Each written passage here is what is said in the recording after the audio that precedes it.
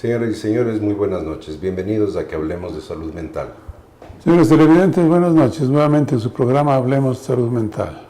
El día de hoy vamos a finalizar el capítulo en el cual hemos revisado una serie de tratamientos que se utilizan en psiquiatría y en salud mental en general para abordar los diversos trastornos que tiene la mente.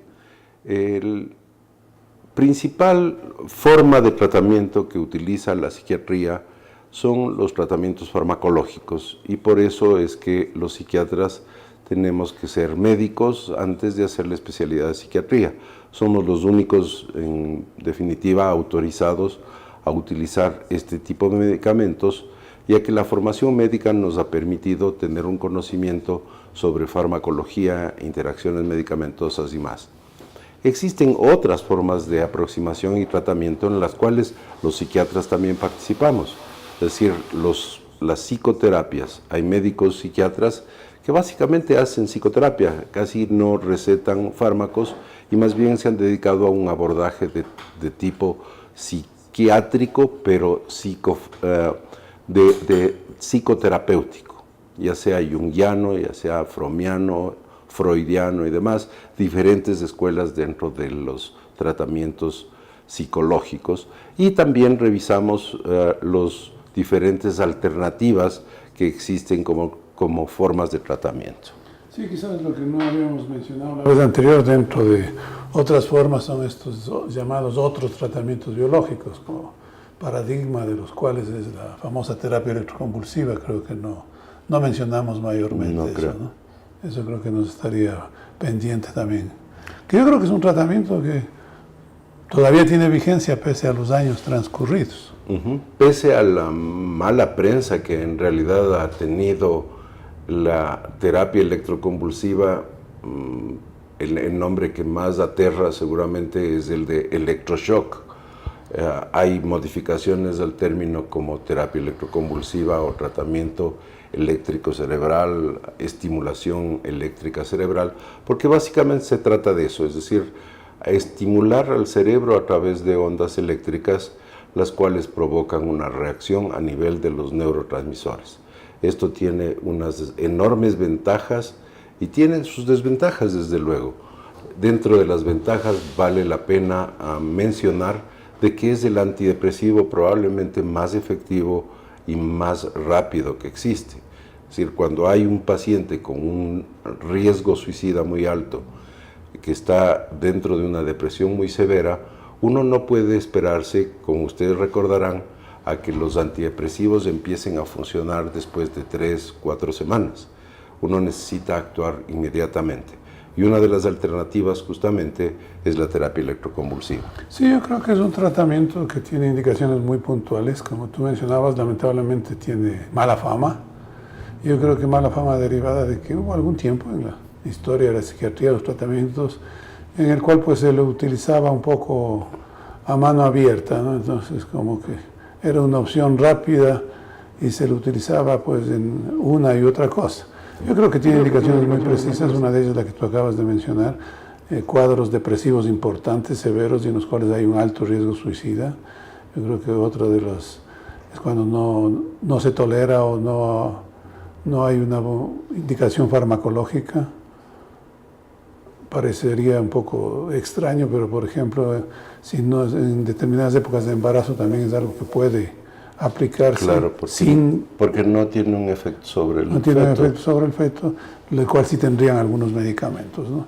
Casos rebeldes, resistentes, en los cuales ya se ha probado algunas combinaciones de fármacos, pues creo que en muchas ocasiones esta es una buena alternativa. Dentro de este grupo de alternativas de tratamientos biológicos, digamos no psicológicos, sino biológicos, para tratar depresión, por ejemplo, hay en el momento actual técnicas derivadas de la terapia electroconvulsiva, muy parecidas, pero que son más benévolas en términos de la utilización de magnetos, por ejemplo, que es una estimulación magnética transcraniana, justamente una de las formas en las que se utiliza, y otras que son estimulaciones a través de una especie de marcapasos que se ubican en ciertas regiones del cerebro y que permiten mantener un estímulo constante. Estas son variaciones ya mucho más sofisticadas. En el momento actual yo creo que en el país contamos con una o dos, en el Seguro Social me parece que tiene. Y otras mucho más radicales todavía, como la psicocirugía, que también tiene indicaciones extremadamente precisas, indicaciones muy puntuales, y que implican una cuestión de carácter radical, es decir, hacer una cirugía al cerebro para modificar la conducta. Puede imaginarse lo radical que es, pero hay algunos trastornos en los cuales es absolutamente necesario hacerlo, porque si no, la vida de esas personas es realmente invivible. Esto se ha aplicado, por ejemplo, en ciertos casos muy severos y muy rebeldes de trastorno obsesivo compulsivo, en el cual las obsesiones y las compulsiones de la gente hacen que su vida realmente sea invivible. Sí, yo creo que estos tratamientos no es que se han ido batiendo en retirada, ni mucho menos, sino que creo que hemos ido aprendiendo a darles su sitio preciso, ¿no? Es decir, indicaciones muy precisas. Yo sí recuerdo una temporada en la cual pues era bastante frecuente el usar terapia electroconvulsiva. Hubo otra temporada en la cual las psicocirugías pues no eran de todos los días, pero con relativa frecuencia se las aplicaba. Pero yo creo que con el conocimiento mayor de neurociencias que se va teniendo, pues sí, hay indicaciones muy precisas y no han perdido su vigencia, y con esta gran ventaja de que ya son ciertas patologías que sí se benefician de sus tratamientos. Ahora, lo interesante de esto de la terapia electroconvulsiva, estimulación magnética transcraneal, es activar regiones del cerebro que están, por decir de alguna manera, dormidas.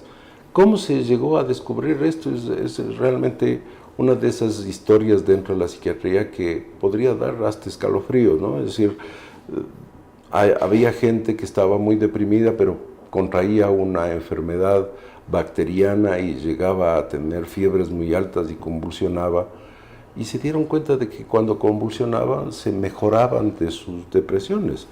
Entonces empezaron a provocar ciertas lesiones con ciertas bacterias localizadas para producir fiebres altas y que la gente convulsione, y esa era una forma de tratar. Estamos hablando del siglo XVIII, comienzos del siglo XIX. Y en un momento dado también se utilizaron lo que se llamaron convulsiones derivadas de subir los niveles de glucosa en las personas. Es decir, llevarle a una especie de coma prácticamente diabético que producía convulsiones y que mejoraba. De ahí a que un psiquiatra portugués se ideó esta forma, fue un enorme avance, y de ahí hasta este momento los avances han sido incluso mayores, porque se modifica la cantidad o la calidad de electricidad que se utiliza. Se utilizan también una serie de relajantes musculares, se da con anestesia, es decir, una forma muchísimo más humana de la utilización de estas estructuras, de estas cosas que se utilizan, pero mucho más humanamente dados a los pacientes, ¿no? Sí, es que también en un principio a lo mejor lo que se pensaba era que en sí la convulsión era la que mejoraba al paciente. Entonces ahora con las técnicas actuales pues ya no se ve la convulsión tipo epiléptico que se veía en un principio, pero lo beneficioso es el paso de la corriente a través del cerebro, y eso es lo que modifica los neurotransmisores y es el efecto benéfico. Entonces, como tú dices, es bastante más humano el tratamiento. El paciente no siente absolutamente nada, está dormido, está relajado, le asiste un anestesiólogo para la anestesia general. Entonces yo creo que con todas esas indicaciones pues sí es algo que todavía es algo a lo que se puede echar mano en casos necesarios. Ahora, uno de los errores comunes es de que daña el cerebro. En los Estados Unidos se lleva un registro muy minucioso de estos tratamientos y son millones los números de casos que se dan anualmente y hay un seguimiento posterior. No hay un daño cerebral, no digo que no haya efectos colaterales. El efecto colateral que se observa más frecuentemente cuando los psiquiatras dan este tipo de tratamiento es una amnesia lacunar, es decir, hay una pérdida de memoria ligada a los días en los cuales los pacientes reciben la terapia electroconvulsiva, porque no es solamente un día, sino generalmente son 3, 4, 5 días, y esos días se medio borran, por decir de alguna manera, de la memoria del paciente. Algunas personas creen que incluso eso no es bueno porque el paciente no ha elaborado en absoluto su depresión, es decir, de estar tremendamente deprimido, ¡pum!, sale de la depresión de un día para el otro y no recuerda cómo salió de la depresión. Y eso terapéuticamente ha sido criticado. Sí, además... ¿Tú qué opinas? Yo creo que hay ciertos casos en los cuales eso es ventajoso. Entonces, por ejemplo, si tú tienes un intento de suicidio serio con un alto riesgo y eso ha habido una motivación, pues el que se borre, entre comillas, esa motivación, ese recuerdo, pues sí puede ayudar. Pero yo creo que se borra de los días en los cuales va recibiendo, ¿no? Una semana, 10 días, pero luego yo creo que es variable, en algunos recuperan algo, en otros no. Ahora lo que sí hay que hacer énfasis es que hay que seguir tomando antidepresivos en este caso, claro, por ejemplo, no hay que seguir tomando medicamentos, no es que con eso ya salió. Por siempre, jamás. Eso lo digo porque a veces un par de pacientes le dicen a uno, a ver, no sería bueno que me dé esto y ya me libro del tratamiento. Pero no es tan así, o sea, tiene que mantener un tratamiento farmacológico posterior. En el momento actual hay en investigación un anestésico que se utiliza con fines terapéuticos para tratar depresión, pero lastimosamente tiene muchísimos efectos colaterales, entre esos el más importante, que genera adicción, y está todavía en proceso de investigación. Pero lo interesante de este anestésico es que la respuesta es en 40, 50 minutos, en una hora las personas salen del episodio depresivo, que incluso puede haber durado semanas o meses, ¿no? Sí, todavía es algo que yo diría no da una gran seguridad. No está indicado no todavía, está indicado, pero es interesante. Algunos pacientes hacen un estado confusional alucinatorio después de la aplicación, pero hay un derivado, este famoso spray, que no lo tenemos acá, y que yo sí creo que tiene, evidentemente, es tremendamente adictivo, ¿no? Pero como que he visto un caso, uno solo, en el cual se sostiene con eso. O sea, usa un par de veces al día el spray y se mantiene. Pero está totalmente adicto a esto. Está absolutamente adicto, ¿no? Una persona que vivía en Europa y que vino trayendo su spray y claro, no podía estar si no usaba un par de veces al día. Sí, es como estar medio anestesiado todo el tiempo, ¿no? Bueno, hay gente que, claro, cuando alguien ha experimentado una depresión severa, yo creo que hace cualquier cosa por salir o mantenerse fuera de eso, ¿no? No está todavía indicado, no creo que tenga un efecto duradero tampoco, entonces no le libra de tomar antidepresivos. Parece ser que sí, que en casos severos le mejora rápidamente, pero yo creo que el mantenimiento de eso es la parte que todavía no se resuelve, ¿no? Como decíamos en la última sesión que tuvimos con ustedes, hablamos también de las psicoterapias y dentro de las psicoterapias hay psicoterapias que sirven para unas cosas y psicoterapias que sirven para otras cosas.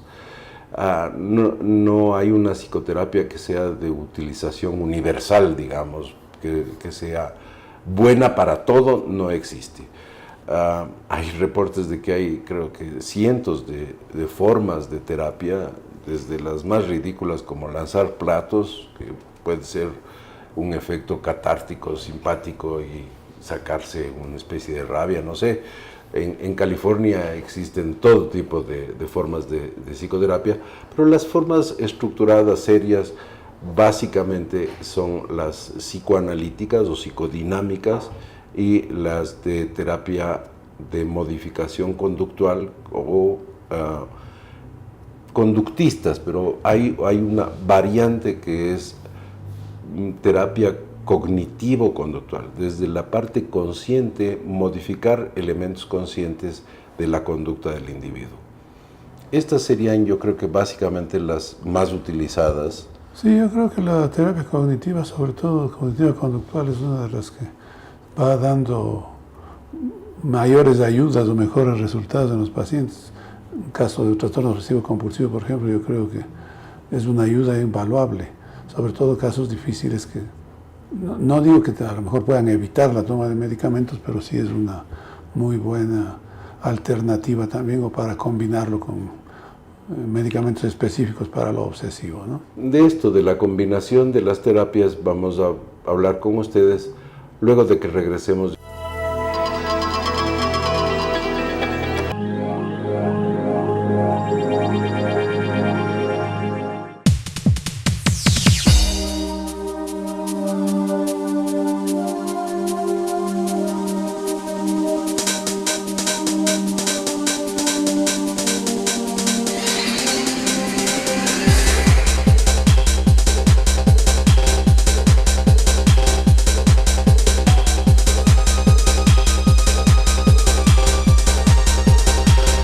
Telesucesos, porque Quito TV.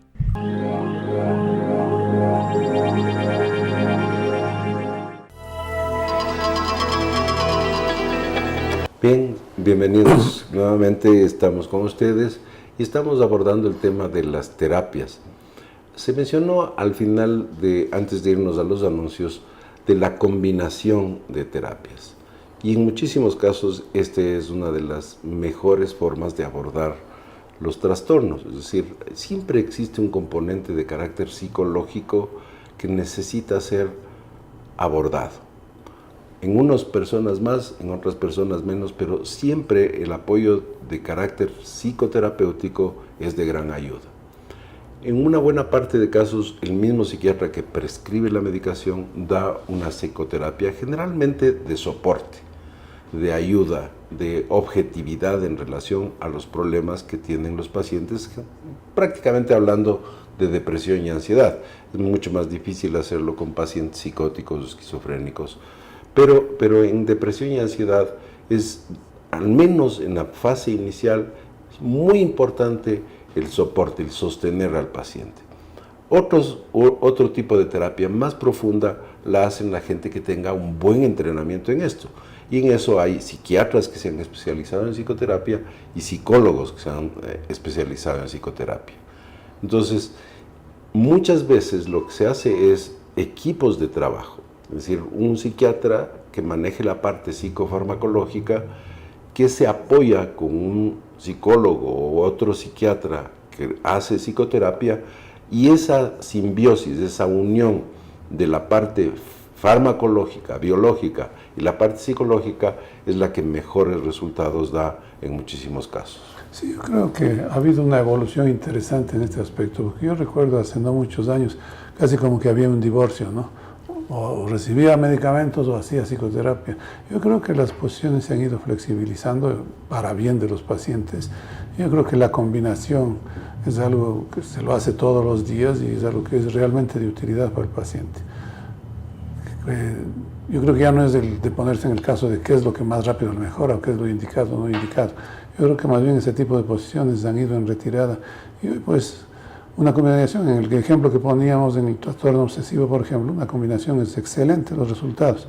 En casos de depresión y ansiedad, pues también puede ser de mucha utilidad, no solo ese soporte que uno da cuando inicia o cuando mantiene un tratamiento, sino inclusive luego, ya cuando la persona ha mejorado mucho de su cuadro depresivo, y siempre hay ciertas cosas que elaborar, ciertas cosas que entenderlas mejor, capítulos que cerrar y todo ese tipo de esos inconvenientes emocionales que llevan a trastornos, ¿no? Ahora, también es una de las facultades o decisiones de parte del paciente. Hay pacientes que no quieren tener medicamentos. El médico creo que está en la obligación de decirle la medicación en su caso es necesario. En el caso que no sea necesario, lo que se hace es derivarle a que tenga un abordaje de carácter psicofarmacológico, psicoterapéutico o psicoterapia. Porque muchas cosas dentro del desarrollo de la personalidad, por ejemplo, los medicamentos sí no van a servir. Pero existen cosas como la depresión en las cuales uno no puede privarles al paciente de que reciba el mejor tratamiento posible. Y el mejor tratamiento posible es la asociación entre medicamentos antidepresivos y psicoterapia. Hay alguna gente que tiene ciertos principios, así como yo no tomo ningún químico, como si el agua no fuera química, pero bueno, hay gente que dice yo prefiero la medicina natural. Hay algunos antidepresivos naturales que son muy débiles, pero podrían ayudar. Entre esos está la hierba de San Juan. Hay ansiolíticos o medicamentos para la ansiedad que son débiles, pero que podrían ayudar. Entre esos está la valeriana, la pasiflora y este tipo de medicamentos que son útiles en ciertos tipos de ansiedad y en ciertos tipos de depresión que no son muy severas. Pero un trastorno de pánico bien puesto, yo dudo mucho, sería como ir a matar un tigre con alfileres, el abordarle con valeriana. La valeriana no le va a ayudar mucho en eso, lamentablemente. De todas maneras, lo que ya mencionaba hace un momento, esta flexibilización que se va dando. Pues, por ejemplo, hay ahora inclusive voces que dicen que un episodio depresivo leve, que cumple los criterios que hay para un episodio depresivo leve, no necesita de medicamentos antidepresivos. Cierto. Solo con un soporte psicoterapéutico, pues va muy bien y salen de ese episodio. Ahora, claro, el punto está ahí en tener un diagnóstico claro, ¿no? El diagnosticar adecuadamente y en qué punto está, si lo podemos clasificar de leve, de moderado, porque si ya sale de ese ámbito, si ya pasa a moderado, yo creo que ya necesita indudablemente fármacos. O se va a beneficiar muchísimo más de la va a mejorar en mejor forma, va a haber una restitución mejor del estado anímico. Creo que en la vez anterior mencionamos algo de estos flores de Bach, por ejemplo. No sé cuál es el mecanismo en el cual trabaja, porque la valeriana, por ejemplo, sí tiene mecanismos de acciones parecidas a las de benzodiazepinas. De hecho, son igual de adictivas que las benzodiazepinas. La valeriana, no por ser natural, no es que no sea adictiva, también es adictiva. Pero la flor de Bach yo desconozco, a lo mejor sería de invitar a alguien que maneja flores de Bach para que nos cuenten cuáles son los mecanismos por los cuales ese tipo de abordaje ayuda. También habíamos mencionado que la aromaterapia puede ser de gran ayuda en formas de ansiedad leves o de estrés nada más, de que la gente necesita relajarse. Las termas de Papayacta. Tú mencionabas el baño de cajón. El baño de cajón es una forma, que diríamos, criolla de sauna, ¿no? Pero hay gente que se siente beneficiada, ¿no? Sí, bar, se relaja. Sí, pero claro, pero no estamos hablando de trastornos en ese caso. No, yo creo que para las tensiones de la vida diaria pueden ser de mucha utilidad. Y creo que vale la pena, ¿no? Tomarse un paseíto, hacerse unos baños termales o este tipo de cosas. Yo creo que son muy relajantes y buenos el cambiar el ambiente, en fin. Pero si es que hay un trastorno, sí buscar la ayuda médica o psicoterapéutica adecuada. Bien, les esperamos la próxima semana para que sigamos hablando de salud mental. Hasta la próxima semana. Buenas noches.